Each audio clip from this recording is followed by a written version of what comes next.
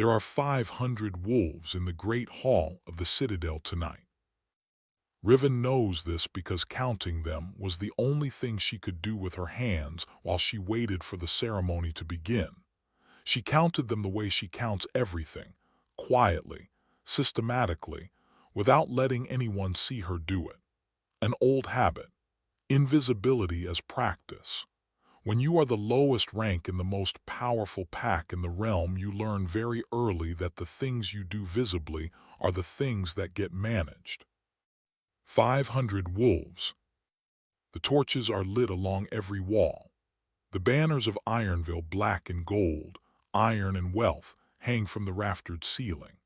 The great hall smells of beeswax and pine resin, and the particular collective warmth of 500 bodies in a stone room, and underneath all of it something older, something mineral and cold, the smell of the citadel itself, iron and age, and the specific quality of power that has been sitting in one place for so long it has become indistinguishable from the stone.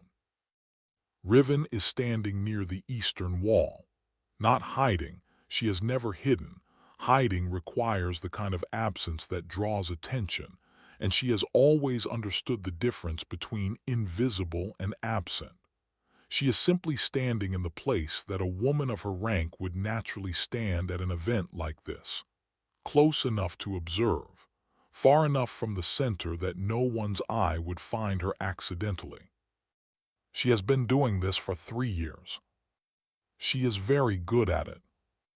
At the front of the hall, beneath the Ironveil banners, on the raised stone dais where pack law is made and unmade Lucian. She does not look at him yet. She has learned not to look at him yet in the years of being his Omega, because looking at him too early in a room full of people creates a pattern that observant wolves notice. She will look when everyone looks. She will look when it is time to look. She is aware of him anyway. She has been aware of him since she walked into the hall. The bond does that, the directionality, the particular quality of knowing exactly where in a room a specific person is without having to check. She has always assumed this was what the bond felt like. Warmth in the chest, the compass needle pointing. She has been assuming this for 3 years. She is about to understand exactly how mistaken an assumption can be. Lucian steps forward on the dais. The hall goes quiet in the way halls go quiet for alphas, not because anyone signals for silence, but because the silence arrives naturally, the way water finds its level. 500 wolves and the torch flames, and the sound of the citadel settling around them in the cold night outside. He speaks. His voice is warm. It is always warm. She has spent 3 years being grateful for the warmth of it, filing it in the part of her mind that holds the evidence of the bond. Here, look, here is the warmth. Here is the reason the directionality points toward him. Here is the proof that what she feels is real and mutual, and not simply her own longing creating the sensation of being chosen. This is the night I claim my mate. She lets herself look at him now. She lets herself look the way she has allowed herself to look at him in private moments, fully, with the particular quality of attention that the bond makes feel like recognition. He is not looking at her. He is looking at the doorway at the far end of the hall. And through the doorway, in the arrangement of formal ceremony that Riven has always been too low ranked to be consulted about, walks a woman she has never seen before. Tall, dark-haired, alpha-built, the way Riven is not broad through the shoulder, certain in her movement, wearing the colors of a southern tributary pack that Riven knows by name but has never visited. The hall stirs around her, positive recognition, polite admiration, the sound of 500 wolves understanding something that Riven is still in the process of assembling. Lucian steps down from the dais to meet the woman at the center of the hall. He takes her hands. He says her name. Riven will not remember it afterward. She will try and it will not be there, erased by what her mind was doing with the rest of its capacity in that moment. I choose her. I claim her. She is mine and I am hers before the pack and the moon as witness. The hall erupts. Not loudly. Ironveil wolves do not express approval loudly. It is considered undignified, but with the particular warm murmur of 500 people agreeing that this is correct and good and expected. Riven stands near the eastern wall. She is very still. Not the performed stillness of someone being careful. The absolute stillness of someone whose entire understanding of the last 3 years has just been reorganized in the space between one breath and the next, and who is taking stock of what remains. She does not cry. She has been trained, by 22 years of being the lowest rank in the most powerful pack in the realm, to experience her feelings in places where they do not inconvenience anyone. The great hall of the Citadel with 500 witnesses is not one of those places. She files the feeling away. She will deal with it later. She is very good at later. What she does right now, in the great hall, with the torches and the banners and Lucian holding the hands of a woman from a southern tributary pack, is think. She thinks about 3 years. She thinks about every moment she identified as evidence of the bond, the warmth in the chest, the directionality, the way he smiled at her in the hall sometimes, the way he sought her counsel on small things, the way he let her believe. And there it is, the word she has been circling for 3 years without knowing she was circling it. Let. He let her believe. Not he chose her, and the bond chose her, and the moon wrote them in the same sentence before they were born. Let. A verb with a subject who decided. Riven looks at Lucian across the great hall for the last time. He is not looking at her. He has not looked at her once since she entered the hall tonight. She understands now that this too was deliberate, the last management, the refusal to give her even the acknowledgement of a glance, the suggestion that she was never significant enough to require one. She has one thought. It is not grief and it is not rage, and it is not the complicated devastation of a woman who has discovered that the most important thing she believed was not true. She will have all of those in due course. Right now she has one thought, clear and simple and entirely her own. Fine. She turns. She walks to the iron doors of the great hall. She opens them herself. They are heavy. They require both hands. She has always hated how heavy they are, and she walks through them into the night outside.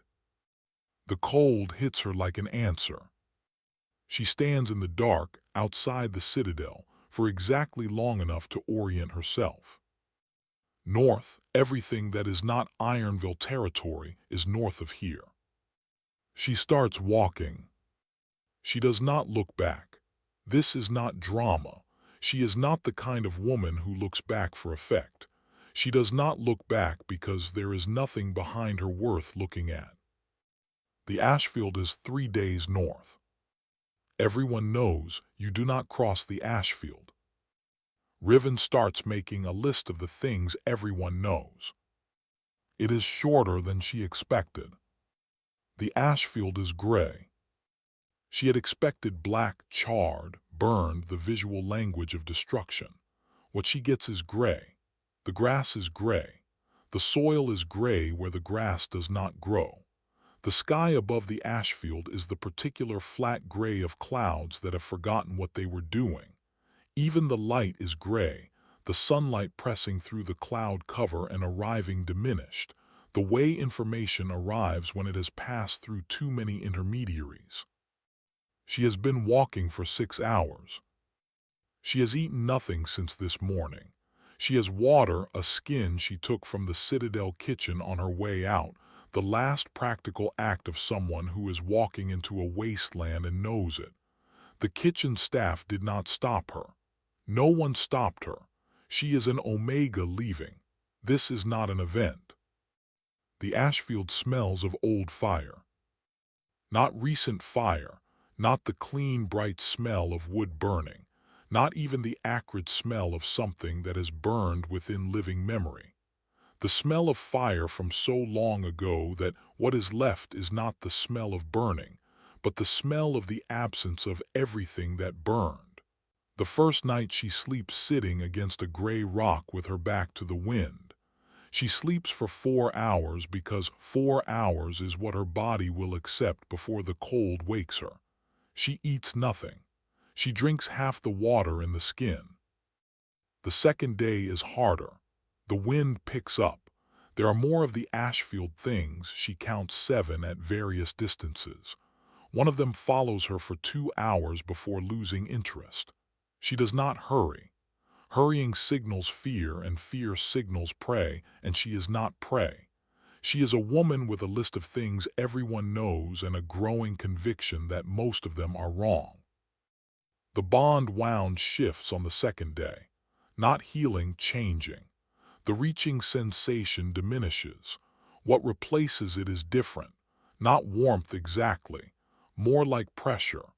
The particular pressure of something that has been contained for a very long time and is becoming aware that the containment has been removed. She files this away. She does not know what to do with it yet. She will know later. She is still very good at later. The second night she does not sleep. She is too cold and too tired and too close to the northern edge to risk unconsciousness for 4 hours.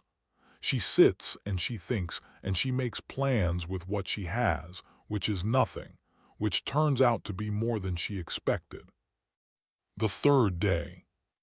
She crosses the northern edge of the Ashfield at midday. The grass on the other side is green.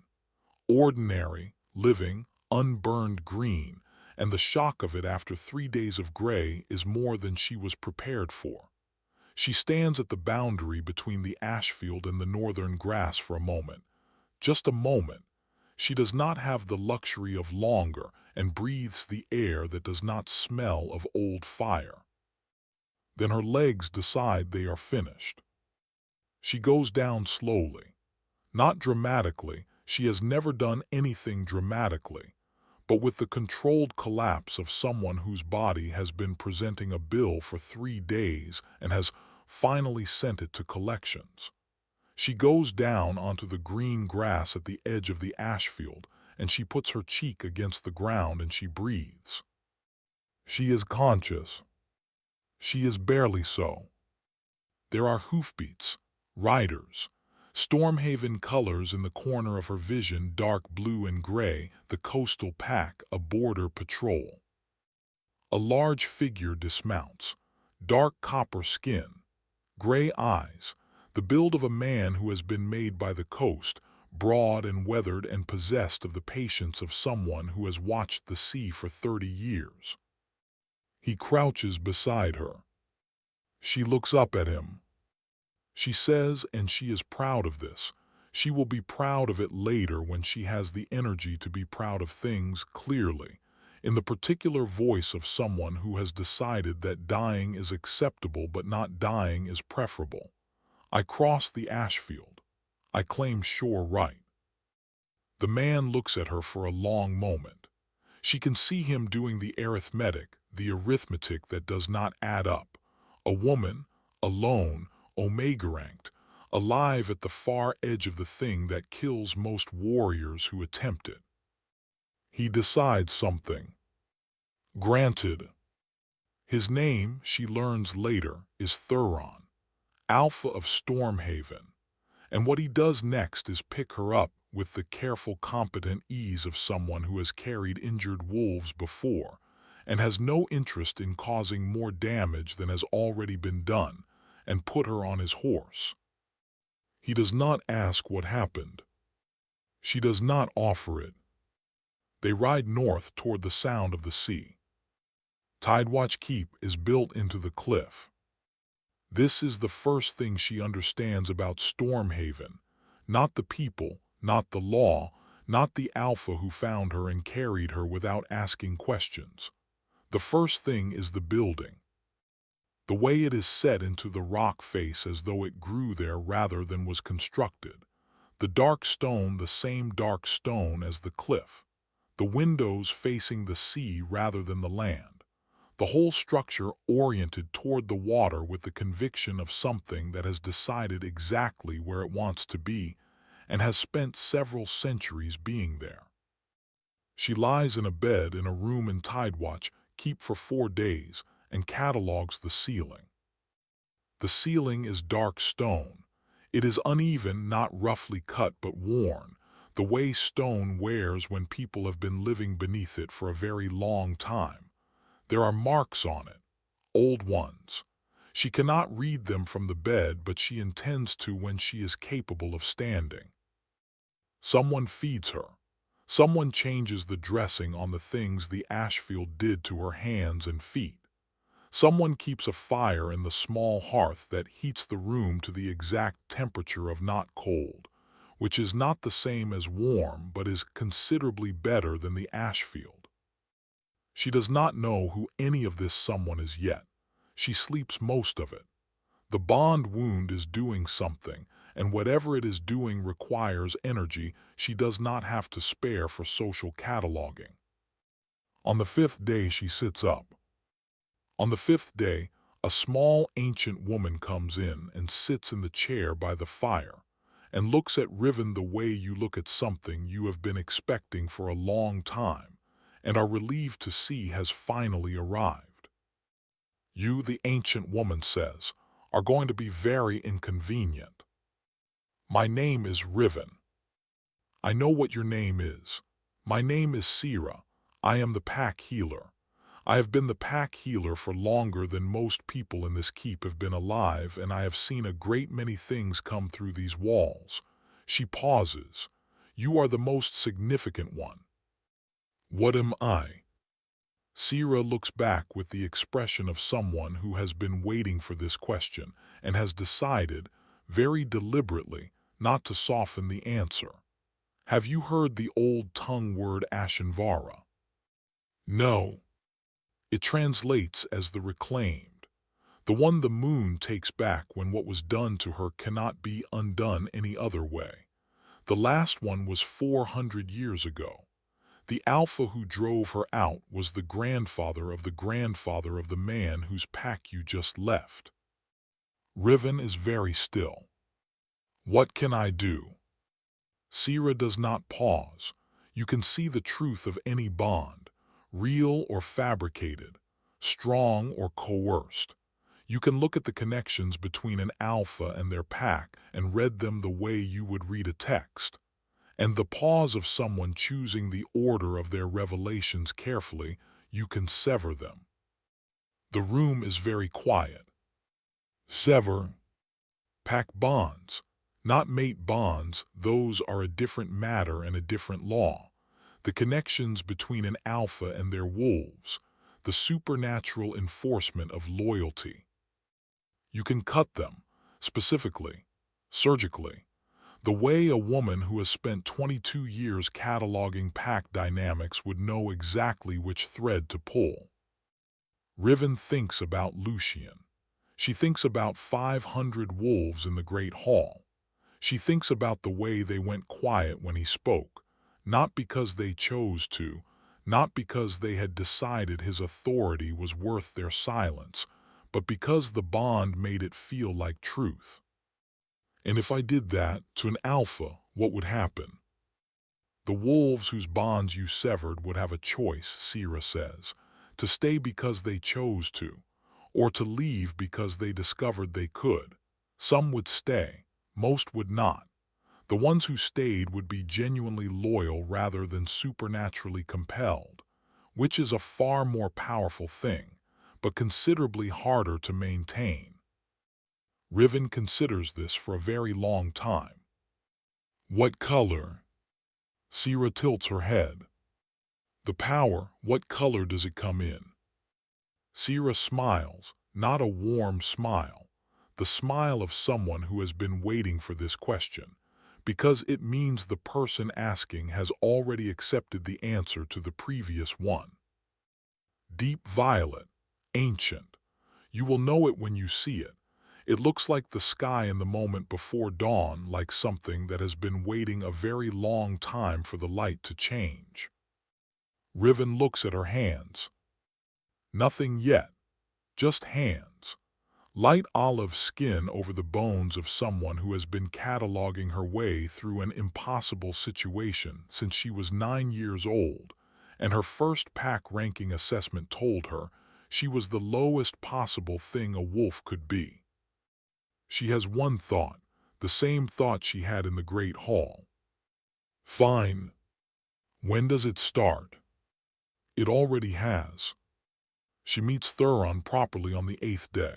He is sitting in the chair by the fire reading one of the Tidewatch records that she asked Sira for, and Sira provided without asking why. And the knock comes again. Come in. He comes in. He is larger than she remembered from the cliff. This is often how it works with large people. You forget the actual scale while they are absent, and then they are present again, and the room has to rearrange its understanding of its own proportions.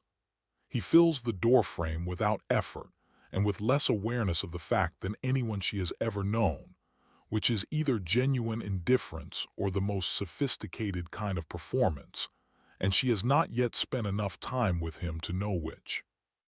He has gray eyes. She notices this properly for the first time, the exact color of the sea before a storm. You have been asking Sira for pack records, he says. Yes. Stormhaven pack records. You have been asking for them specifically. Yes. He looks at her for a moment, not the assessing look of Ironveil, the look of something being evaluated for its threat level or its use, but something more straightforward. Curiosity, genuine curiosity, with no particular agenda attached. Why? Because I am in Stormhaven territory and I do not understand Stormhaven, and I am not comfortable in situations I do not understand. She pauses. Is that a problem? No, he considers. Do you want the restricted records too? She looks at him. He looks back.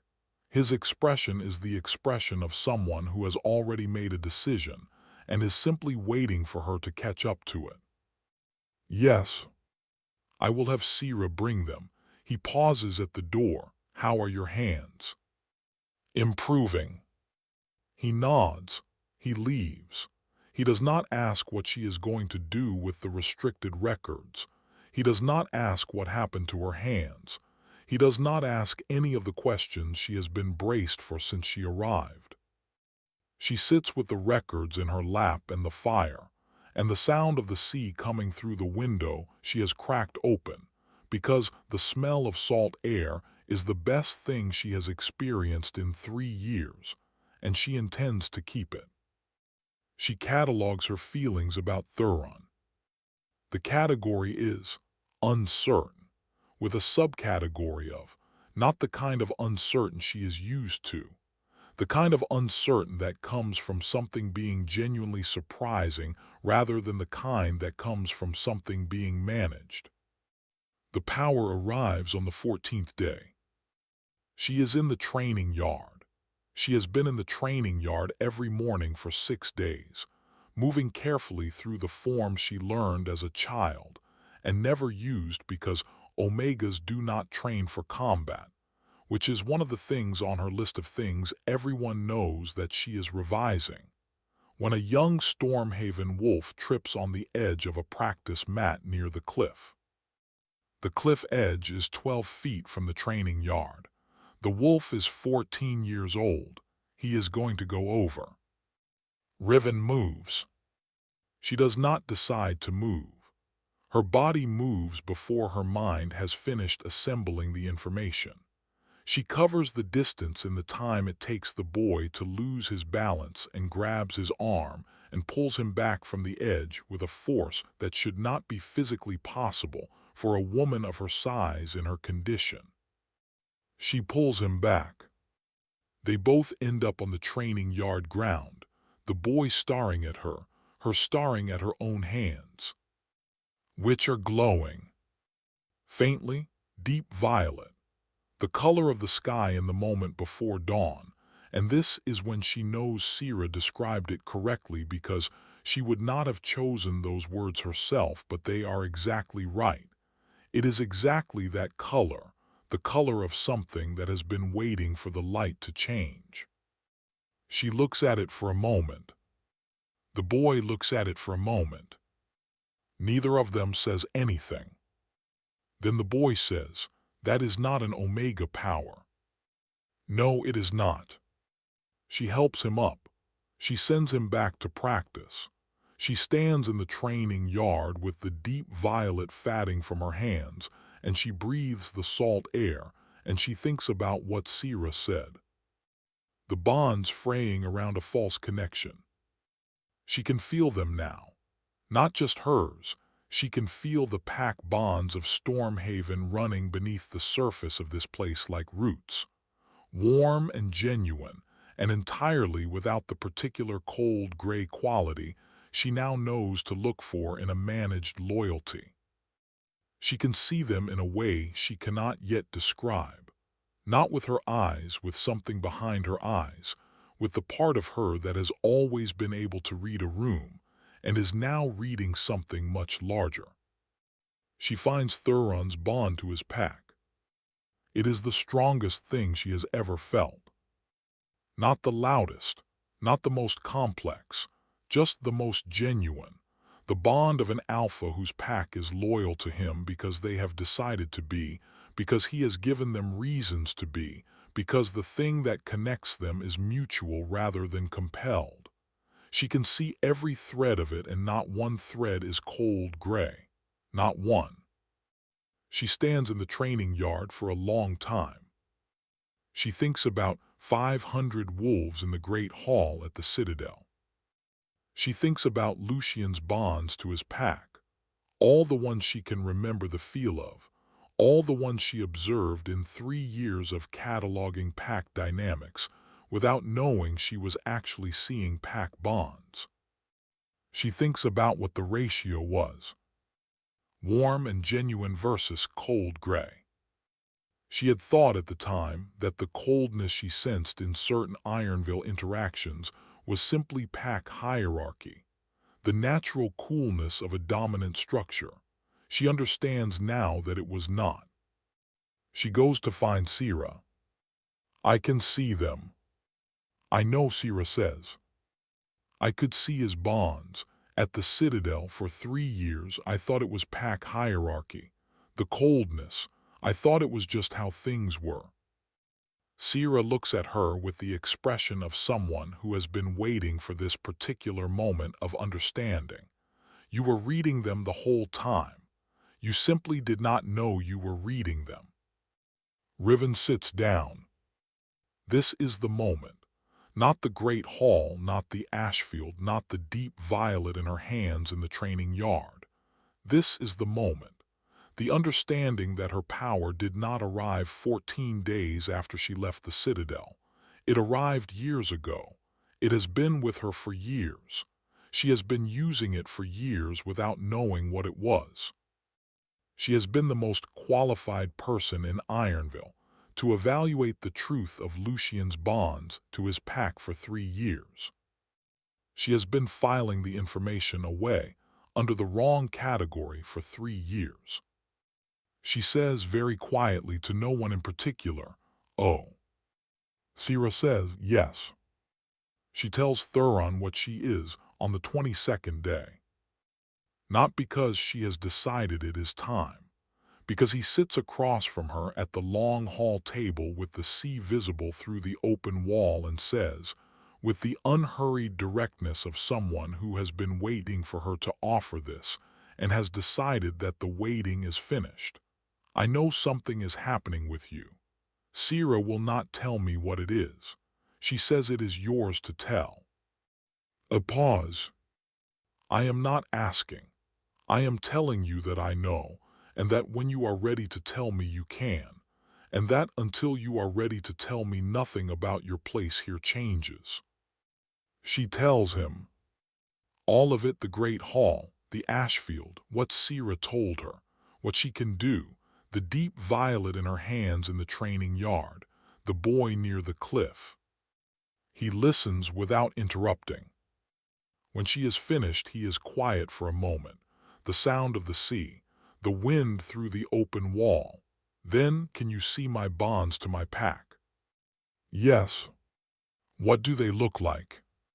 She looks. She has been looking since she arrived, the way she has always looked at everything systematically, without letting him see her do it. They look like the sea, she says.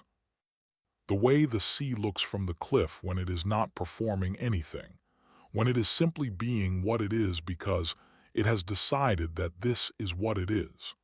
They look like the most honest thing I have ever seen in a pack. He is quiet for a moment longer. Then thank you. I have bond sight.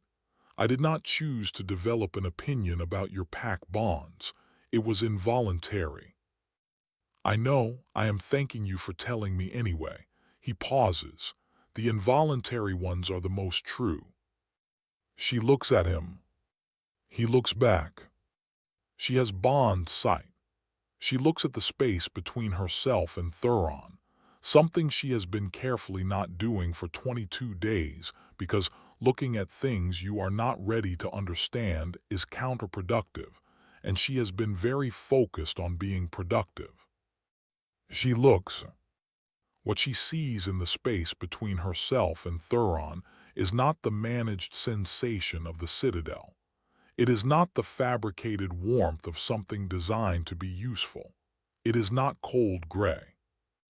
It is the beginning of something, small and genuine and entirely unmanaged, something that did not decide to exist, something that simply does.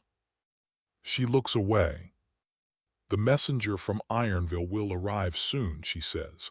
Lucian will have noticed I am gone by now. He will have people looking for me. Yes.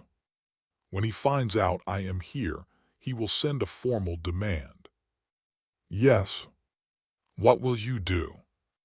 He looks at her with the particular patience of someone who has already decided this. What the shore receives it keeps. That will mean war. I know. Why? He is quiet for a moment, the sea, the wind, then sea law, what the shore receives it keeps. He pauses, and because what I felt when I found you at the edge of the Ashfield was not a calculation, I know what calculations feel like. This was not one. She looks at him. She has bond sight. She looks.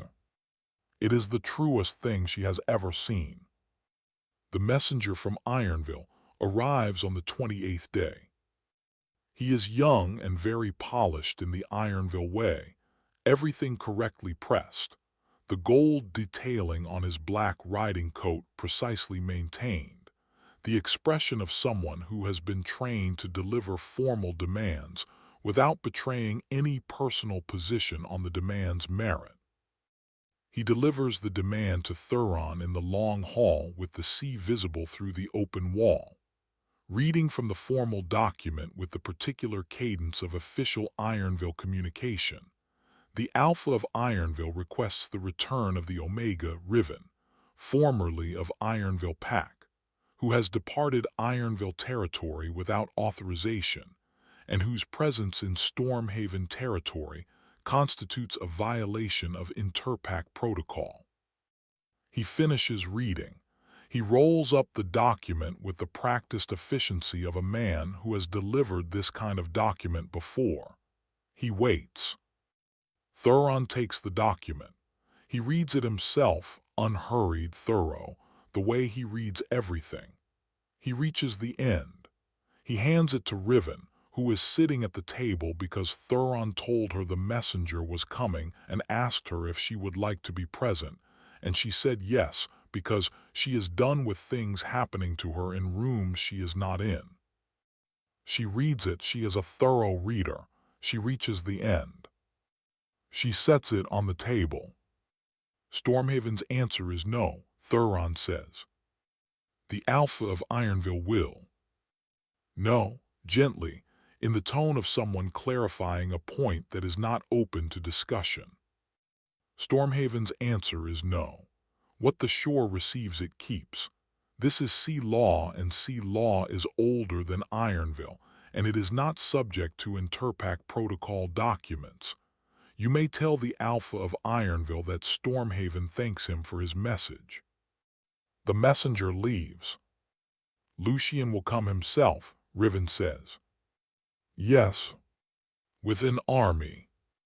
Probably. How long? He looks at the ceiling briefly, not uncertainty, calculation. 3 weeks if he moves quickly, 4 if he does not. What will you do? Defend my shore. He pauses. What will you do? She looks at her hands. The deep violet is not visible right now. It is there. She can feel it, the way she can feel the pack bonds, the way she can feel the truth of things that other wolves only suspect. It is there, and it is ready, and it is hers. I will stand on the cliff. He looks at her. She looks back. I have spent 22 years being useful, she says. I have spent 22 years making myself small enough to be tolerated in rooms that were not built for me. I have spent 22 years cataloging pack dynamics for an alpha who knew exactly what I was doing and let me do it because it was useful, and never once considered that useful and chosen are different things. She pauses. I am finished being useful. Thuron says nothing. He is doing the thing he does, the complete stillness of someone who has decided something and is waiting. I am going to stand on your cliff, and I am going to look at Lucian's pack bonds in front of everyone, and I am going to tell him, precisely, accurately, in the specific language of the thing I can do, exactly what I see. And then I am going to let him decide what to do with that information. And if he does not leave, then I will sever the bonds of every wolf in his army who is there, because he compelled them rather than because they chose. She pauses, and we will see how many of them are left standing after. He looks at her for a long moment. You said you were finished being useful. I said I was finished being useful to him. She looks at the sea through the open wall of the long hall. To Stormhaven, I am apparently going to be extremely useful. This is different. So, because I am choosing it. He is quiet for a moment. The sea, the wind, the salt air that she has been breathing every day for 28 days, and that has become, without her noticing when, the smell of somewhere she intends to stay. Good. That is all. Just good. And then he stands and goes back to the business of defending his shore, which is considerable, and she goes back to the restricted pack records, which she has nearly finished, and the Tidewatch keeps settles around them both in the particular way of buildings that have been standing long enough to know the difference between a visitor and someone who is going to stay. Lucian arrives on the 41st day. She sees his torches from the cliff long before he arrives. This is what Thuron told her would happen. He said you will see him coming hours before he gets here, which is one of the things about the northern coast that Ironveil has never properly accounted for. You cannot sneak up on Tidewatch. The cliff is too high and the night is too clear, and the torches of an approaching army are visible from 40 miles in the right conditions. The conditions tonight are right. She stands on the cliff in Stormhaven blue and gray, her colors now, the colors she has been wearing for 41 days, salt-washed wool and dark leather, and the particular fit of clothing that does not ask her to be small. And she watches Lucian's torches move across the dark landscape to the south. Thuron stands beside her. He does not say anything. He does not need to say anything. He is simply there, which is the thing he does that she has spent 41 days trying to find a category for and has finally given up and filed as Thuron. The Stormhaven pack assembles behind them. Cora commands the cliff defense with the efficient authority of someone who has been preparing for this since the Ironveil messenger left. Sira is somewhere on the lower cliff, doing something Sira has not explained. The young wolves who have been training with Riven every morning for 3 weeks, who are, she has noticed, measurably more accurate in their bond sense since she began working with them, which is apparently one of the other things she can do, are in position along the cliff face. Lucian arrives at the cliff base at midnight. He has brought 60 wolves. This is either an insult or a miscalculation.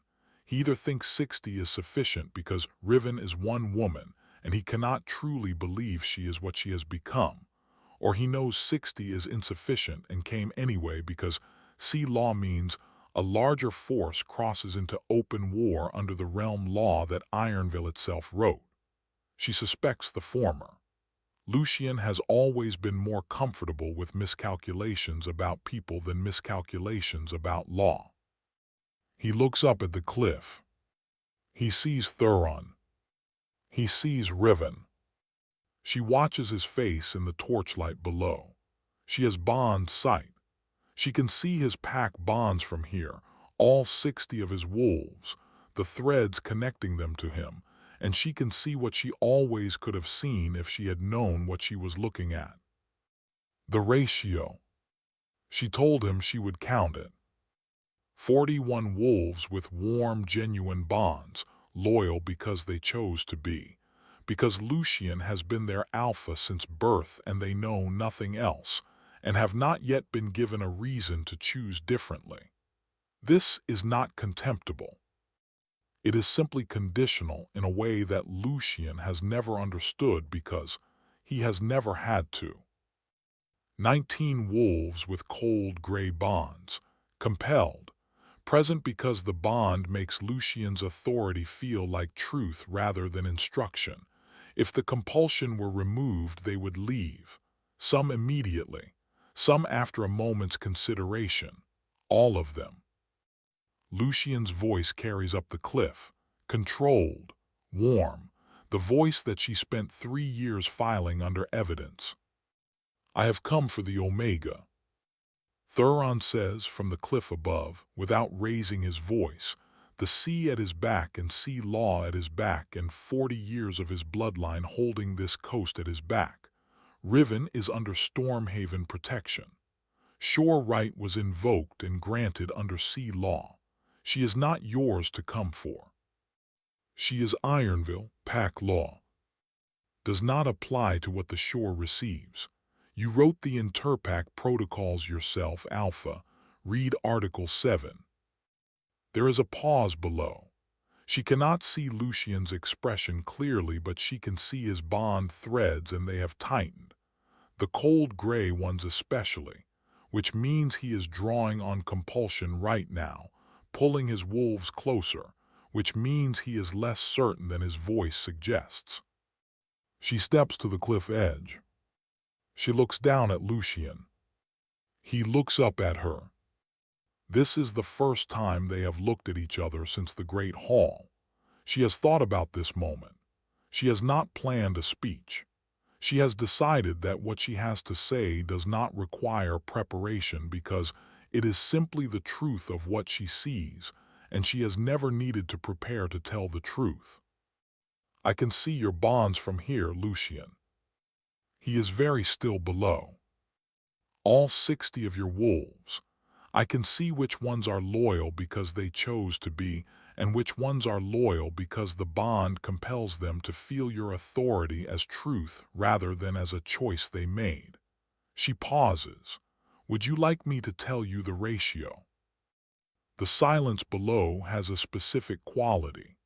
It is the silence of 60 wolves on a dark cliff base who have just heard something that has reorganized their understanding of the last several minutes. 41 to 19.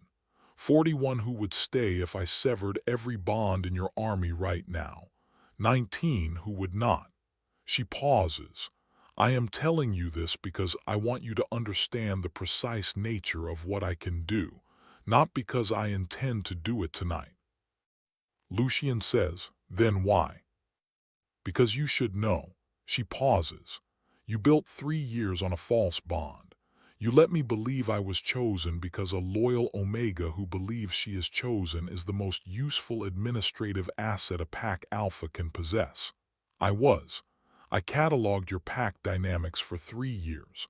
I noticed every cold gray bond thread in Ironveil and filed it under pack hierarchy. I was extremely useful to you. She looks at him. And you should know that I am now standing on a cliff above a sea that answers me with bond sight and bond severance, and the power to dismantle everything you have built thread by thread. And I am choosing, tonight, specifically on this cliff, not to. She lets that sit. Leave Stormhaven territory. Leave tonight.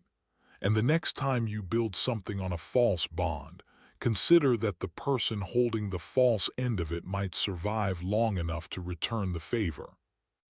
The silence is very long. She can see his bonds below, all 60 of them, and the 19 cold gray ones are doing something she has not seen bonds do before. Flickering. Not because she is severing them, because he is pulling on them too hard in his uncertainty, and even compelled bonds have a threshold. One of the cold gray wolves steps back. Just one, just a step, but in the particular silence of the cliff base with Riven's words still in the air, it is an event. Lucian looks at the wolf who stepped back. He looks up at Riven. She looks back. She has bond sight. She is looking at him fully, not at his pack bonds, at him, at the space where a bond would have been if he had been honest, at the specific absence that is not a broken thread, but the absence of something that was never there. And she lets him see that she is looking. She lets him understand that she knows the full shape of what he did, and that she has counted it and filed it and arrived at the correct conclusion. She sees something move in his face. Not guilt. She does not think he is capable of guilt yet. Something smaller. The beginning of the understanding that guilt will become available to him eventually, and that when it arrives it will be considerable. We leave. They leave. She watches the 60 torches move south across the dark landscape, growing smaller, until the last one is gone and there is nothing in the direction of Ironveil but darkness. The sea below the cliff does something, not dramatically, not the way power is supposed to announce itself. Quietly. The way the sea sounds when it is simply being what it is. Settling. The particular quality of water that has been disturbed and is returning to its own level. That was not what I expected, Thuron says beside her. What did you expect? More severing, probably. The severing is available. I wanted him to know that. I did not need to use it tonight. Why not tonight? She looks at the darkness where the torches were. Because I did not cross the Ashfield alone and claim shore right and spend 41 days learning to see my own power clearly so that I could use it to destroy him. She pauses. I crossed the Ashfield because I needed to go somewhere that was not there. I claimed shore right because I needed something to be mine. I learned to see clearly because I always could, I just did not know the category. She pauses again. Severing his bonds would have been about him. Tonight was about me. He is quiet for a long moment. Yes. The wind, the sea, the salt air that smells like somewhere she is going to stay. Your bonds to your pack, she says. What about them? I have been looking at them since I arrived, every day. The way I look at everything systematically so I know what I am dealing with. She pauses. I have never seen anything like them. in Ironveil or anywhere. She pauses again. I have also been looking at something else. Since the 22nd day when you told me what the shore receives it keeps. He is very still, his tell. I have bond sight. I can see whether something is genuine or calculated, real or useful. I have been very carefully not looking at the thing I am describing for 22 days because I was not ready to know whether it was real or useful. And now I have stood on a cliff and told the Alpha who fabricated 3 years of my life exactly what I know and exactly what I chose not to do with it. She looks at the sea. I think I am ready. Very carefully, with the particular precision of someone who has made a decision and wants the decision to be understood correctly. Look. She looks. What she sees in the space between herself and Thuron is the same thing she saw on the 22nd day and has been not looking at since. Small and genuine and entirely unmanaged. Something that did not decide to exist. Something that simply does. Something that has been growing for 41 days in the particular unhurried way of things that are real rather than useful. Oh, yes, that is enormously inconvenient. I know, he pauses. I decided it was worth it on the 3rd day. She looks at him. You could have told me. You were not ready on the 3rd day. You had just crossed the Ashfield. You were eating 4 bites at a time and sleeping in 2-hour increments, and Sira had not yet told you what you were. He pauses. I know that. She looks at the sea for a long moment. I have bond sight. I know. I can see whether something is true. I know. I looked. I know. It is the most genuine thing I have ever seen in a bond. He says nothing. He does not need to. She has bond sight. She can see what the words are doing to him without needing to hear them. She turns her face toward the sea. The deep violet rises in her hands, gently, without effort, the way it rises now when she is feeling something she has decided is worth feeling. Not a power she is wielding, just what she looks like from the inside. The sea below answers her, not dramatically, not the way power announces itself, quietly, the way the sea sounds when it recognizes something. I am not finished becoming, she says. I know. I do not know what I will be when I am finished. Neither do I, he pauses. I find I am not concerned about it. Why not? Because what you were at the edge of the Ashfield, exhausted, injured, alone with nothing, was extraordinary. He pauses. I cannot imagine being concerned about what comes next. The sea, the wind, the salt air. I know the difference now, between real and useful. Yes, you are not useful to me. No, you are. She stops. She thinks of the word. She has a very large vocabulary. She is a thorough reader. She thinks of every word she knows that might fit in this space. You are what the shore received. He is quiet for a long moment. Then, with the particular warmth of someone who has been patient for 41 days and has arrived at last exactly where they were always going. Yes, I am. The deep violet in her hands. The sea below. The darkness to the south where the torches were and are no longer. The sky at the horizon beginning, just beginning to lighten. The particular color of the moment before dawn. The color of something that has been waiting a very long time for the light to change. Riven watches it. She does not file it away. She simply lets it be. This is the end of Riven.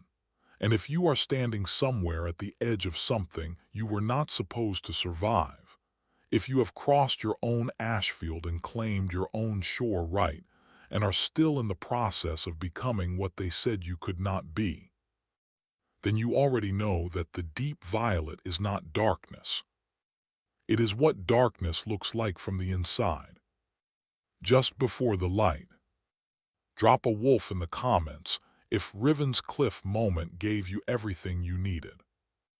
And tell me, what would you have done with the 19? Because Riven chose not to, but she could have. And Lucian knows it, and he is going to spend a very long time knowing it. Welcome to Addie's Blood Diaries. The moon is not finished with us yet. The script is now fully continuous and ready for voiceover. All 25 segments are included verbatim with smooth flow. If you need any adjustments, e.g., longer pauses, emphasis notes, or splitting into chapters, let me know.